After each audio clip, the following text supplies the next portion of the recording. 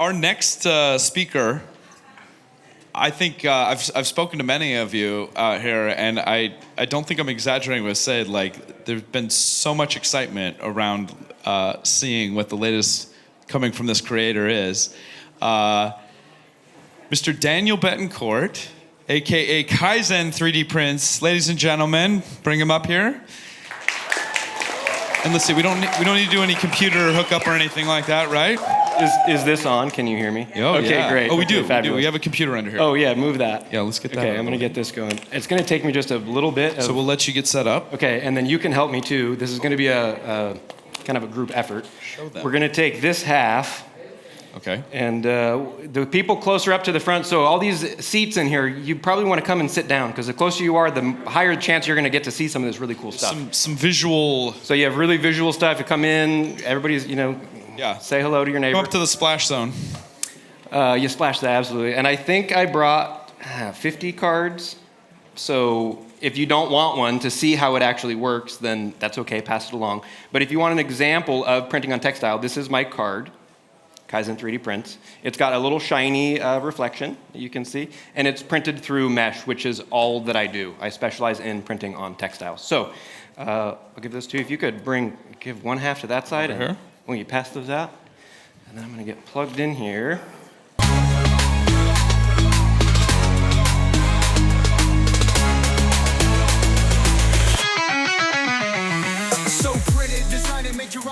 Who has printed on fabric? Show of hands. 1, 2, 3, 4, 5, 6, 7 people. Okay, pretty good. 8. Okay. Oh, I need to get plugged in. Yep. There's so many cords here. Yeah, I think if we just do... That's the wrong hole. Oh, you're right, it is. Oh, here's this one. Hold on a second. I think that's this one. USB-C. Okay. And then this goes into here. They can be taught. Okay, can we get a confirmation that that's working? I think this might be Alexander, so I'm going to bring that over to him. Okay. Let's see. I don't have any F5s or anything, so I don't know. Silly Chromebook. Here's a screen share button. Ooh. See, Maybe that one? Full size. I don't think we're quite... Sorry, technical difficulties, everybody. I do apologize. Oh, we got something. I think we were just not quite seated correctly. Something's happening? No, maybe? I got volume that just put up, and then, there's a thing down here. Yes. Yeah, I just lost, my cursor's gone, so it might be on the other screen. You should have something from here. Oh, okay. Let's see. Because that means you have... Okay, while they're figuring that out, I'm going to open some of this stuff up. We just want to... Okay, preface. I have a lot of fun with what I do. So I try to always have a smile and a nice positive energy. Sometimes I wake up and I don't have my cup of coffee and it takes me just a little bit longer. But I have 2 boxes of things, and over the course of the 2 years... So let me backtrack a little bit. My name's Daniel. I've had many hats in my life. I'm a massage therapist. I was an actor. I was a model. I worked at a grocery store for 15 years, and now I am just working away in my workshop making pretty stuff. So I consider myself somebody that is attracted to everything shiny, and I'm a crow at heart. So if I can create, we're getting there. If I can create shiny things with ease and teach other people how to do it, that's really what I want to do. So it started with festival that my wife and I went to with a 3D printing booth, and we had to make an Instagram account for it because we knew social media was kind of blowing up. Or we needed social media to improve our business. Started with 35, 40 followers, friends and family, etc. And I had a client ask me if I could print claws on a glove for her Halloween costume, for her child's Halloween costume. And I thought, I don't know, I've never done anything like that. I got my first printer in 2023. It's December of 2022. It was an Ender 3 V2. And I learned a lot on how to... Nice. Okay, that's up there. I learned a lot of how to fix the printer, and I really got frustrated with that. So when I had the opportunity to get a Bambu Lab, I jumped on it. And then my client asked me if I could print that, and I said, I don't know. Looked up on YouTube printing on fabric, and many of you may know David Shorey, who is the kind of the pioneer of the Dragon Scale and printing on mesh, etc. So I started with the Dragon Scale, and I don't have the video that went viral because I just have basically 6 videos here that demonstrates the process of printing on fabric and the steps that you need in order to do that. So my main goal is to, again, enable other people to print because it's so easy. You just need to have a little bit of courage and a little bit of bravery to have a pause and then add the fabric and then resume the print. So sometimes it can get messed up, but a majority of the time it comes out beautifully. So I'm going to show off just a handful of things, get you excited about the shinies. This was one of the first gloves that I made as a little opera glove, and it's got a little thumb hole. So I use Shaper 3D as my primary modeling software and Bamboo Slicer, Orca Slicer. So this was just playing with the idea of the dual white and black, seeing which showed up a little bit better. The holographic P-flat sheets, I'm working with the creator. His name is Tom in Taiwan, and I'm a reseller in the US. So I purchase his sheets, import them in the US, and then resell them to people so they can print just like I'm doing. So I think I have 12 different styles. Again, I'm not trying to make a ton of money on this. I'm just covering the time it takes me to pack things, etc. So that's the first one. Then I want to show off this other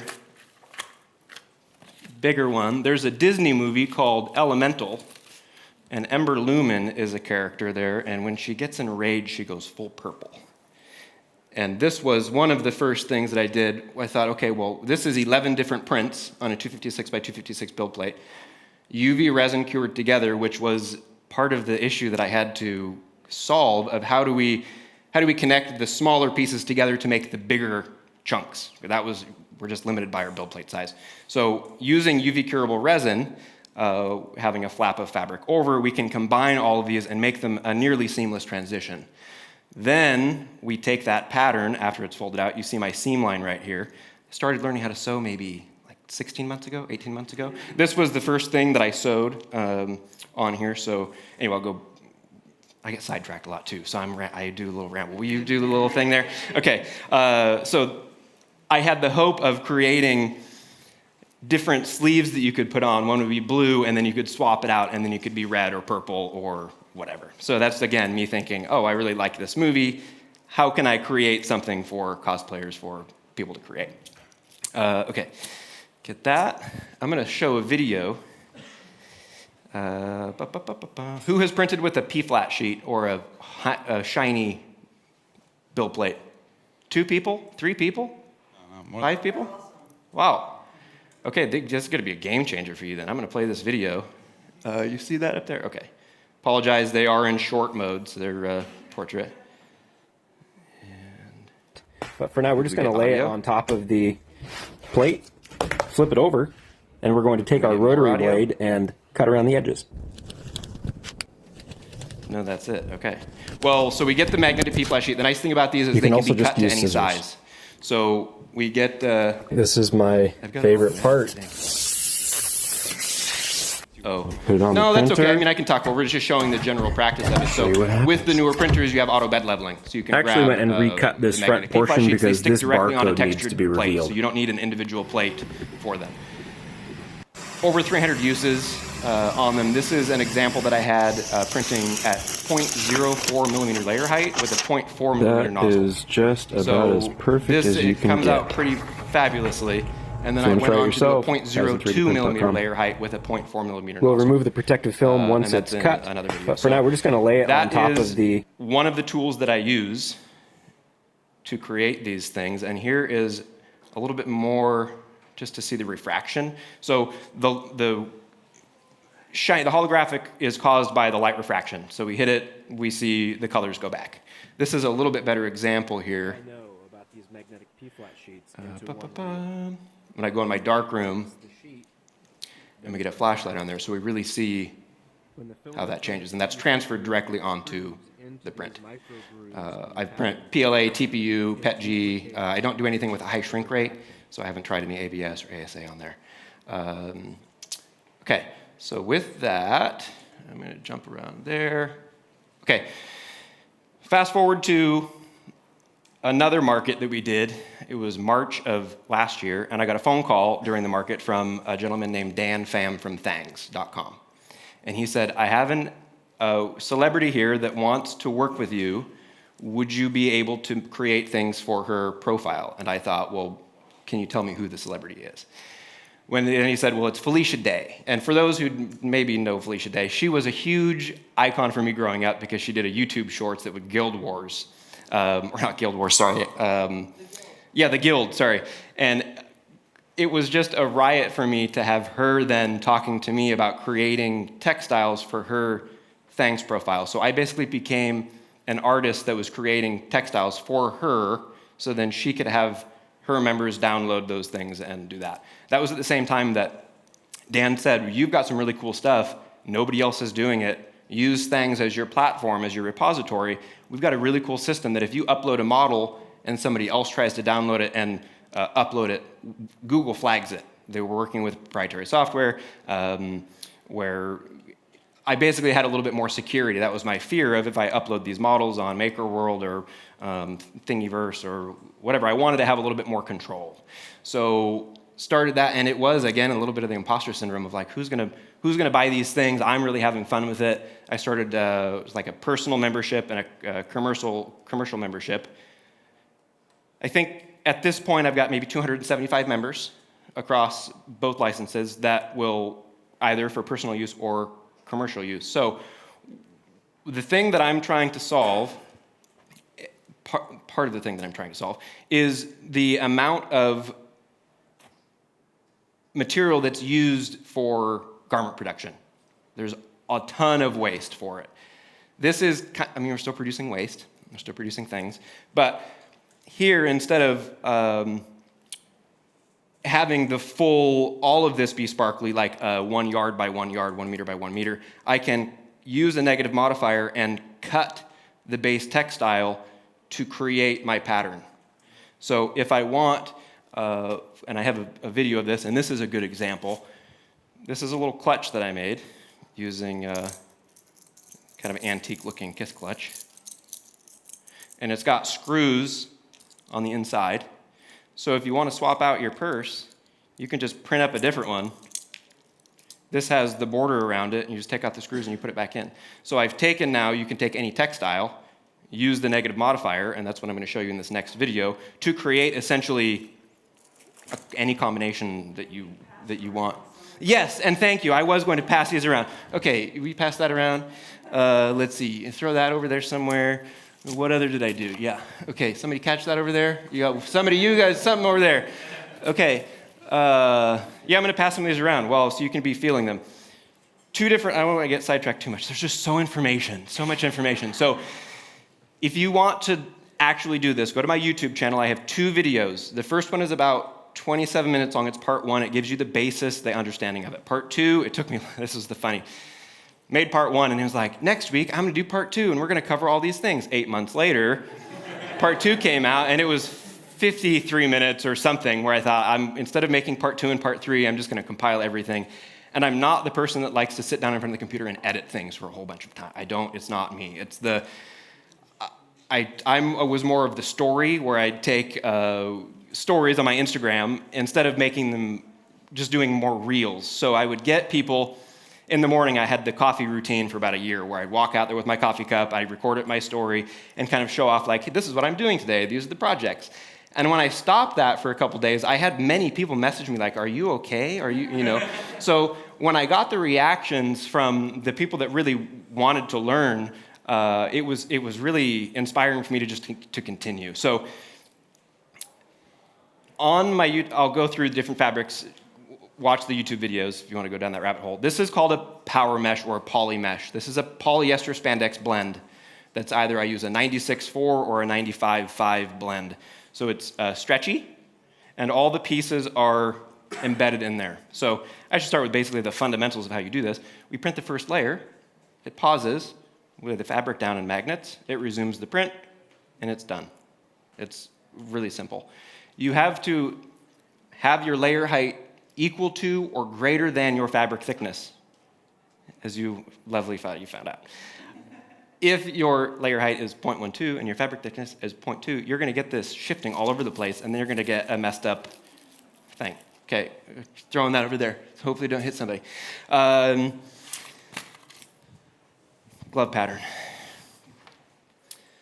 And then we're going to do this. Let's see, UV lights, no. Yes, this is the one I want. Okay, so in Shaper 3D, basically I create my pattern, I have my block, I import it into my textile. This is an Escher textile that I made. Load in the negative modifier, and then we can move the modifier to whatever portion of the textile we want. So this is an example, floral textile, UV reactive, printed in Bamboo Lab TPU for the AMS. If we wanted the glove portion up here, we could move the modifier to the left-hand side. If we wanted the right-hand side, etc., want it smack dab in the middle, you can adjust the modifier to your size, etc. And then you can color it in. And so this example showed 55 minutes. It's paused, lay the fabric down. Though that's the second side, this is the nicer color too. Okay, pass that around if you would. And you get it. And you get it. Okay. I got a question. Yeah. So you've defined this whole grid of this Escher pattern. Yep. But in this case, you've defined. I'm sorry, I was loud usually, so I figured I was just okay. So you've defined a full grid, but in this case, you don't want to print the full grid. You only want to print what you want to use for this glove pattern, and so you're using that negative modifier to say exclude everything except this. Absolutely. Okay. Yeah. Okay. So then we can take. Yes, absolutely. And I love if anybody has questions. I mean, I want this to be an interactive thing. I don't want to talk. So see some hands, and then we'll get out there. Okay, let me pause this video. Oh, this is so on my Thangs account. Then I have everything for this weekend. I just added a discount code, so 50% off membership. There's no commitment. It's a 1-month thing. You just have to use the code PRINTED. So usually my licenses are $12 a month or $25 a month for commercial licenses. Or you can just, I have plenty of files that are free that you can just download it and try it. So if you want hexagons, or there are other negative modifiers as well that people have used to make little appliques and patches and whatnot. So really so many opportunities. Okay, how many people are lost and really confused? And you following? Good? Okay. I have 2 things that I want to show off, but it requires, I don't want to do that yet. Okay. What time are we at? Oh, I have plenty of time. Here I'm rushing through things. Yeah, you're doing great, man. Okay. I'm going to want to pass out these samples so people can see them. This is showing off the different bottom layer patterns. So you usually have monotonic line. This shows off octagram spiral, Archimedean chords, concentric, and regular rectilinear on that Inception P-flat sheet. So with these kind of dragon scales, same thing where you could do the negative modifier and you could have a dragon scale glove, dragon scale hat, purse, whatever. Another question. Yes? So, like, you're getting through a project and you realize that something has popped off or you cut it wrong. Is this any way recyclable? Can you, like, pop them off and, like, reglue them? Or? So once they're embedded into it, they're stuck on. They don't pop off. They're not sequins unless it's improperly printed in the first place. The temperature's not high enough. You're printing it too fast. Those pieces are on there. And I've done some stress tests where I've taken my pliers and the filament will break before the fabric tears. Again, if you're using like a generic tool, like a petticoat tool, that might be a different story where it might tear a little bit easier. But the power mesh that I use is virtually indestructible. I mean, I really have to move it. But to get to that point, if I have, and this is a good example of this, 16 color print. This is my first. I got a H2D up to 25 colors. There was a little bit, I didn't clean my build plate with isopropyl alcohol. So with these build plates, you don't use any adhesives. You just isopropyl alcohol down, and that's all you need. I had this one part that did not print right. So I'm just going to put a button there. Something. So easily, for the most part, you're going to see the larger portion. This would be, again, I'm just printing it like, okay, here's this base example. You can color it however you want it. You can create whatever pattern you want. Another question. I'm going to get that on this side. Yeah, question. Did you do some tests with different materials of mesh?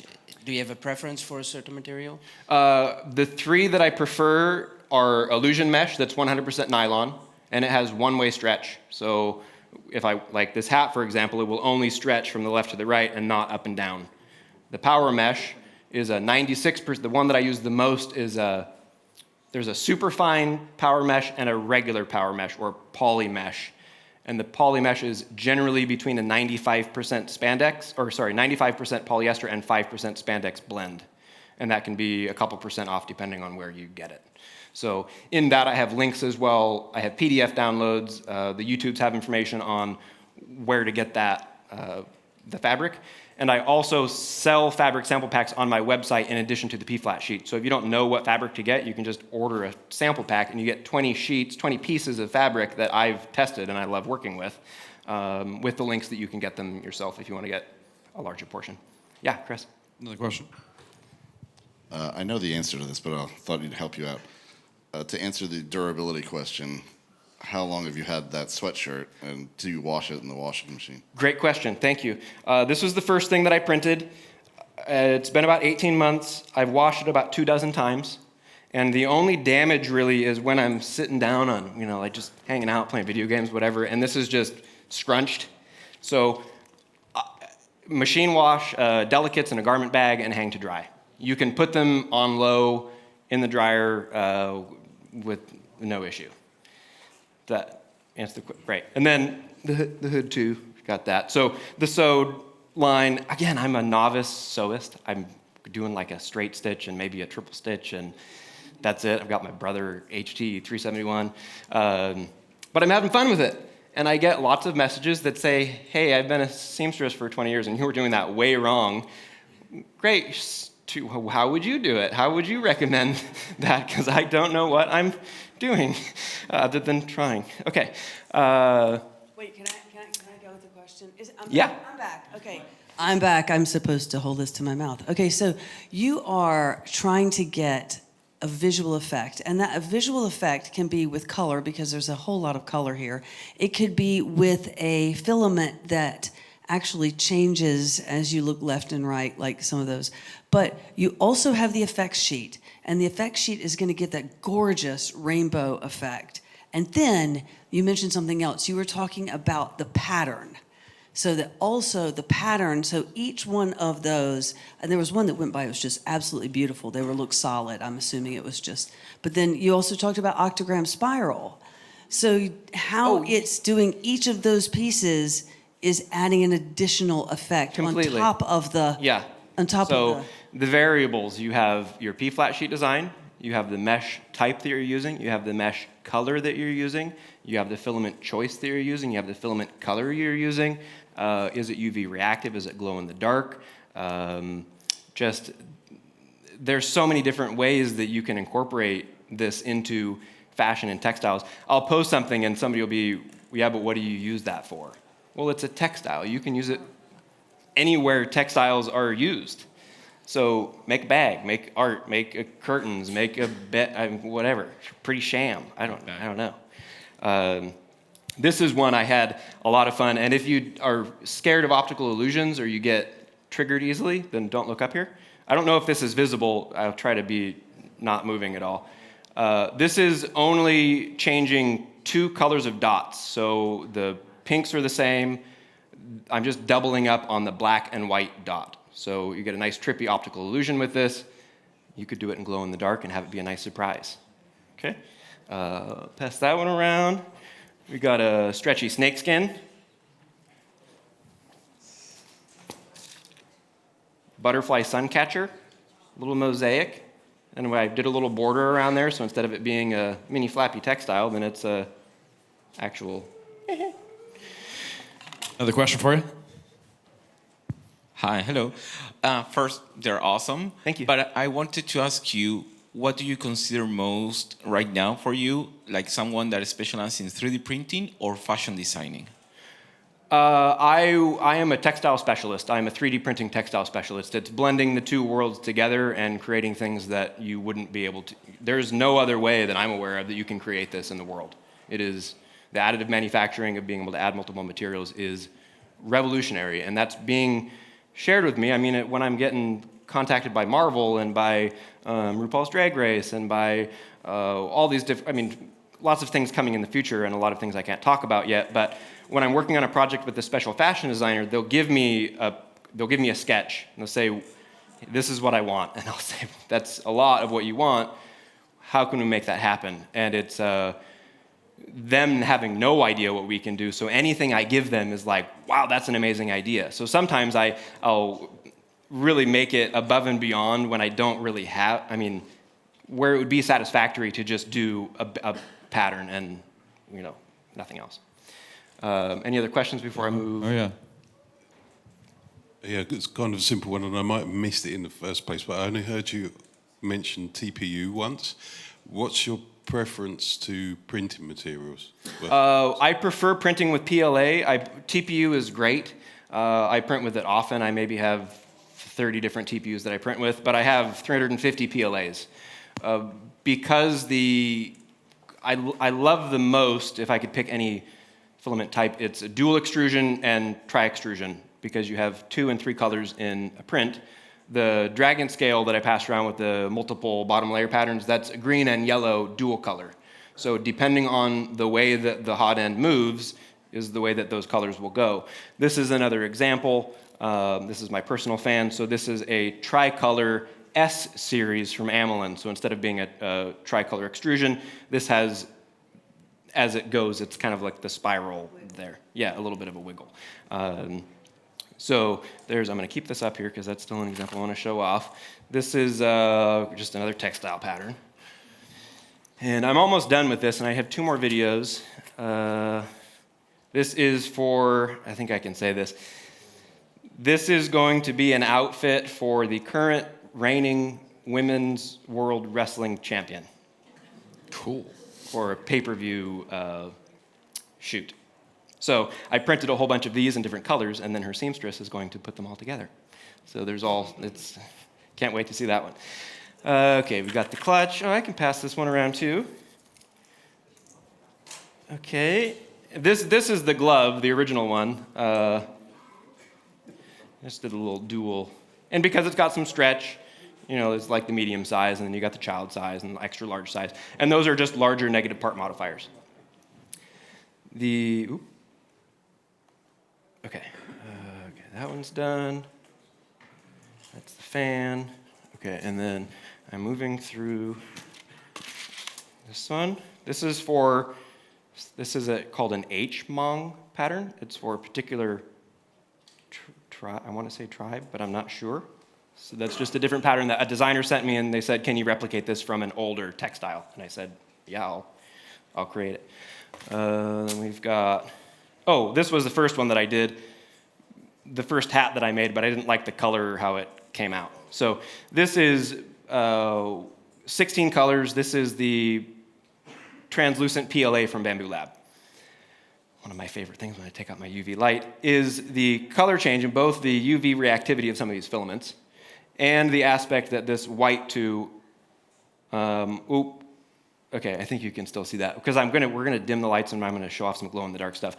But this, just like my hat, with any UV light, that white filament turns to purple. And there are many other kinds of filament that do that. So it's, again, all the different combinations of things. Pass that one down. Okay, I got that. I have those. Okay, those I'm going to show off in the dark.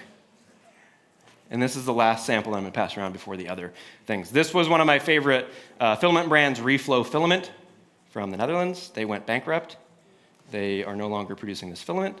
And I'm hoping that I can pull a rabbit out of a hat and find somebody that can produce it for me. This was my favorite. This is recycled PLA. And I love being able to use recycled filament any chance that I could. So when I tried to buy more, I'm glad that I bought, it was 12 rolls for 600 euros, 300 euros in shipping or something ridiculous, but I knew I needed it, and I'm glad that I got 2 rolls, or 2 rolls of each of the 6 colors. So this is one of my favorites, and the crowd's favorite too. When I post something on this, this is their candy collection, and it's just yummy, yummy, yummy. I want to eat it. Okay, got that. We're showing that. Is anybody here afraid of the dark? Like if we turn all the lights off, if you are, raise your hand. And okay, fabulous. So let's see if we can turn everything off.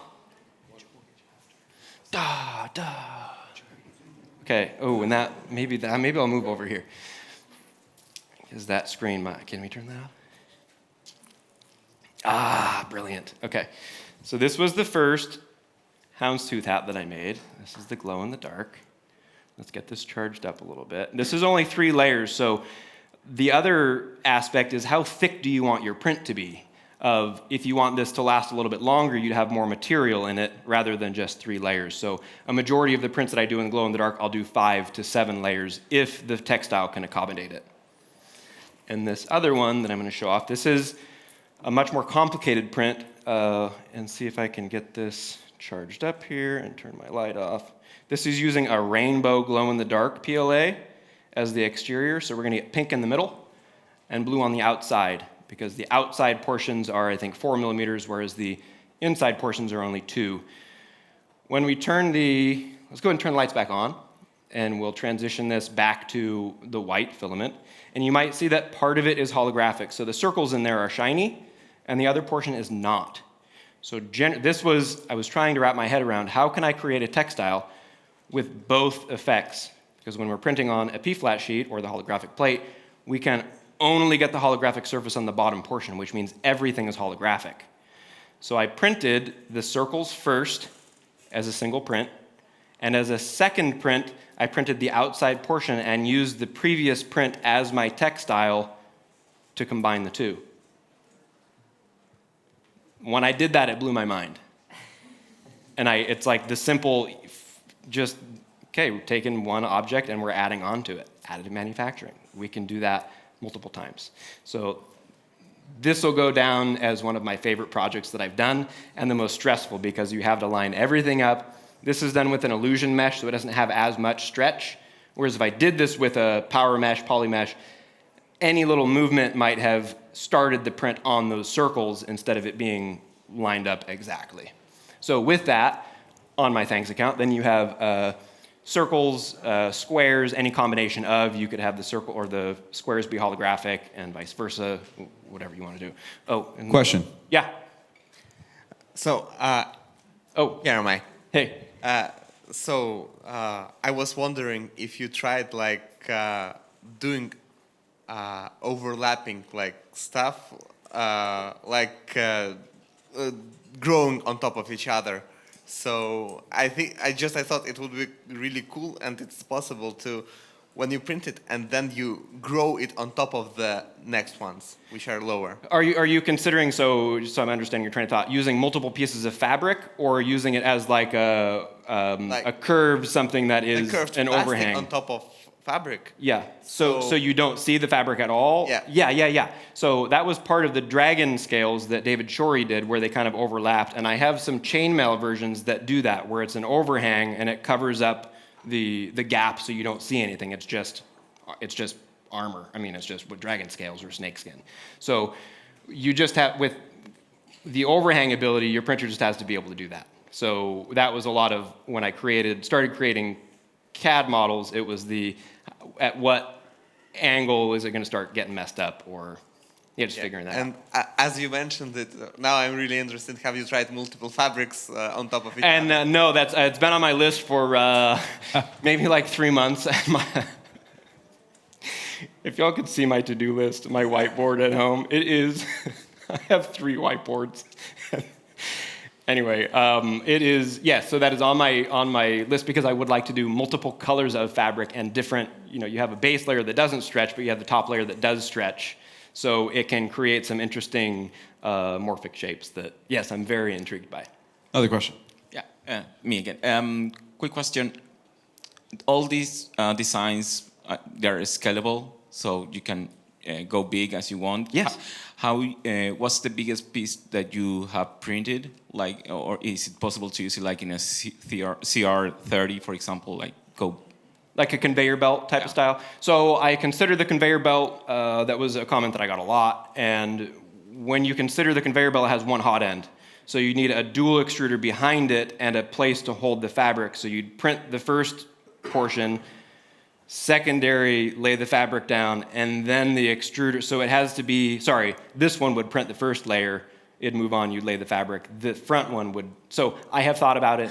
it's not like I'd rather combine smaller prints and into a bigger one. So the largest print that I did was 33 different pieces. It was a cloak, and that's not the very beginning of this. So I want to get through. We got 5 minutes left. This one here. And I'm going to backtrack this. So with this, the first 2 layers were colored, and the third layer was not, because I didn't need that additional color change, because I'm printing with 8 colors here. So I made the back portion UV reactive white in addition to the pieces in the middle. So this is using that reflow filament, and then you'll see that UV reactivity with that light, and in 3 minutes that will revert back to white. So I'm working on a dress for a singer where she'll be on stage. VIP people up front will have black lights, and as she's performing on the right side of the stage, then people can draw on her dress. She goes back to center stage and it turns white. She goes to right stage and people draw on her dress while she's singing a song about graffiti. So, okay, we got that. This was just a video that blew up before I left. We got the rave community I get so many of the glow-in-the-dark fans that, the fans of the fan. So, okay, I think I just have, I was going to look up a couple of the other things that I made, and I think that's all done.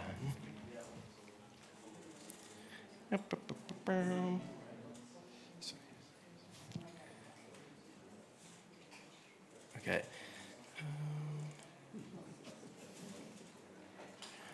I think it's this one.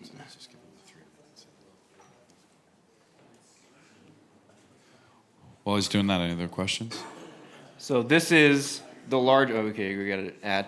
For the first little bit, this cloak was for a Christmas party. So you see on this right-hand side, that's the cloak with the hood. That was 33 individual pieces that were UV resin together. And that was another thing that I had to figure out is, how do we attach multiple pieces together? So one side has excess fabric and the other side you cut it off completely. You overlap it and you put a little UV curable resin on there, blast it with the UV light, and it's instantly attached. So this pocket, you see the seam down the middle and it's kind of coming apart. This was 2 different prints that I resined together and then sewed onto the base pocket. I think I had, this pleated skirt, this cyber skirt that I was working on, this kill. Oh man. It's still, I have again my wardrobe, my projects of all the different ways. I was working with Alan Cumming, and I wanted to figure out something where I can incorporate his past with creating something as a modern flair. So that was a really fun, I got to put it on. And again, it's fun just to wear the things. So, and then the pleat, all the different down at the bottom, you have the smaller, we're talking about scaling things down. So instead of making it one solid piece that can fan in and out, that also acts as like a ball gown. So my wife had some petticoats that she put under there, and then she put that over it, and it was like a perfect little she loved it. Half the thing, she's like, can you print me this? And what if we do this? This was her Christmas skirt. We went to a Pink Martini. Anybody know who Pink Martini is? The band? One? Woo! Okay, it's one of, we are good close friends. And they have a Christmas party every year. So I made a dragon scale dress for a friend that I made dragon scales and sewed it onto the bodice. And then I made her a skirt, and then I made that cloak in 2 days prior to the Christmas, because it's like, well, I don't have anything to wear, and I'm the cobbler, so I want some shoes. And then that's when I made that big hood. This is another thing people want to make, combination of dragon scales and the hexagon. So anyway, that's a long video. You can look at that in your own time. Make sure. I'm coming after you, Courtney. I was coming after her for a different reason, Your filament supply. My filament supply. My filament museum. Okay, let me backtrack here. So I needed a place to put all my filaments, and I had them on rolling racks So I made a dry room and then put UV lights in there to make sure that the humidity could stay constant, dehumidifier in there. And then I could see the UV reactivity quickly. If I had a client come on the phone and they say, well, I want these colors, but I want them under black light, I can easily pop up and say, well, hey, here are your options. So I'm a big fan of the filament as well. I was going to ask you earlier, Courtney, how many rolls do you think you have? All of them. Have you counted? 1,300. Okay, I'm only 25% behind you. I've got to get some more deals and get some more sponsors, and we'll cruise. It's yeah. And then if, during the wintertime it stays a constant 80 degrees in there, my wife will have her coffee in there in the morning. And I've got, again, I'll post this, and the comments are like, well, you have a piano in there and a guitar case in a really dry room, it's going to damage the equipment. And it's a digital piano, and it's just the guitar case. So a lot of I understand how humidity can affect things, and it's okay. So that is, I think, all that I have to show there. Any other questions or any things? Let's do one more, and then I assume you'll be available for further questions out here after we're here. So there's one thing that I've always wondered about, and that's why textiles. I don't know if you mentioned this in the beginning, but that was the textiles was from. I was a massage therapist for 8 years, and one of my clients had just asked, a massage client asked me if I could print cat claws on gloves for her daughter's Halloween costume. And that's when I said, I don't know, maybe I can print on mesh and then add them to the glove itself. And that's when I went down the rabbit hole of David Chory's Dragon Scales and then everything else. And it became it's like, well, how do I create models then in textiles? And that's when I found Shaper 3D. It's a paid app. I think I pay $300 a year for it, and it is the only 3D app that I use. I have no engineering background. I have no design. My dad's a fine finish carpenter, so I loved as a kid building something out of nothing, and that always fascinated me. I also watched Star Trek as a kid a lot with my dad, and I was fascinated by the replicators. Absolutely. So for me to ask him as a kid, Dad, there's something broken here. Why can't we just print it? And at the time, I think the Stratasys printers, it was 1992, there were a couple printers, and he said, yeah, that's beyond your generation. Maybe in a couple of your kids will be able to do that. There has been a music tool that he's been wanting to make for the last 35 years. He made it out of wood, and he wanted to replicate it. So I said, Dad, why don't I draw up the design for it, print it up, and we can have a blast. So he was fascinated, sitting down next to me, watching me work, and in 30 minutes, we had a prototype of his music tool that he's been wanting to replicate for the last 35 years. That was a light bulb, a game changer of we're limited by our imagination.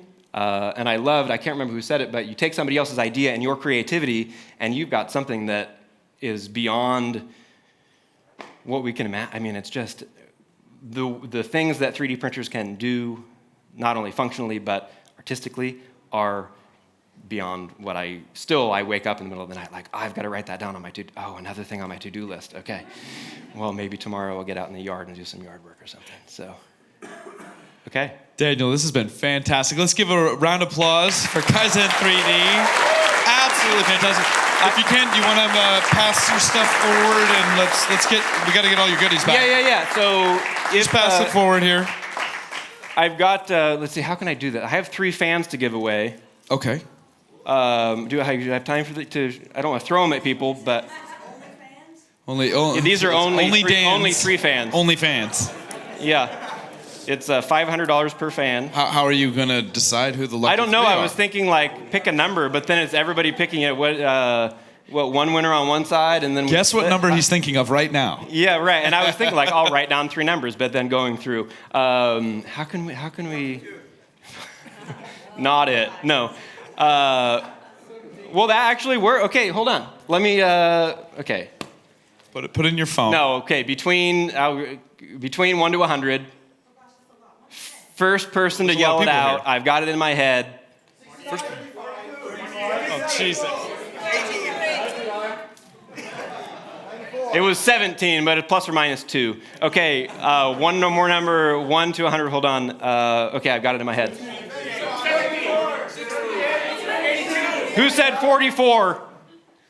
Nobody. 44. Yeah, somebody said 44.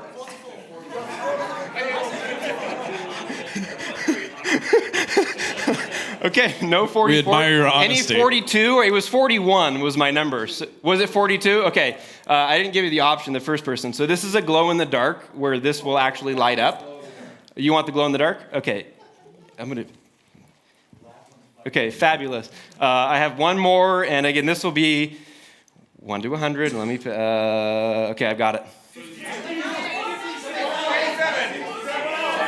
79. Was that 79? My number was 77. 79. What? 79. Perfect. Congratulations. Okay, we got it. All right. Okay, I'm going to get out of here. Thank you so much. That was amazingly informative. Check out, if you're not already following him, Kaizen 3D on all the things, but all the Instagram, things. Yeah, TikTok. Kaizen 3D prints. Yeah, all the things. Fantastic. Thank you, Daniel. Thank we you. really appreciate it. Watch our project soon.